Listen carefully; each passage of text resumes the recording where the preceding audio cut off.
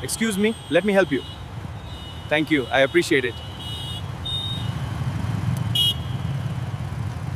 আমরা যারা দেখতে পাই তারা প্রায়ই ভুলে যায় এই জগৎটা কত কঠিন হতে পারে তাদের জন্য যারা অন্ধকারকে সাথী করে চলেন।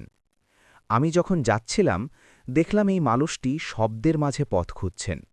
আমি ভাবলাম আমার চোখ দুটো কি কেবল আমার নিজের পথ দেখার জন্য নাকি কারো পথপ্রদর্শক হওয়ার জন্য। আমি যখন ওনার হাতটি ধরলাম অনুভব করলাম এক গভীর ভরসা।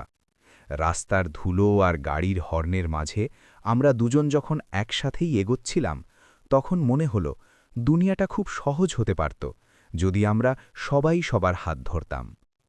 ওনার হাতটা যখন আমার পিঠে সস্নেহে রাখলেন তখন বুঝলাম দোয়া কেবল কথা নয়, স্পর্শেও থাকে।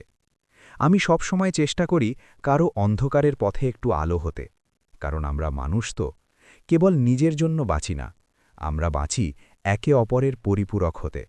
আসুন আমরা নিজেরা চলার পথে একটু থেমে হলেও কারো গন্তব্যে পৌঁছাতে সাহায্য করি, কারণ মানুষ তো মানুষের জন্যই।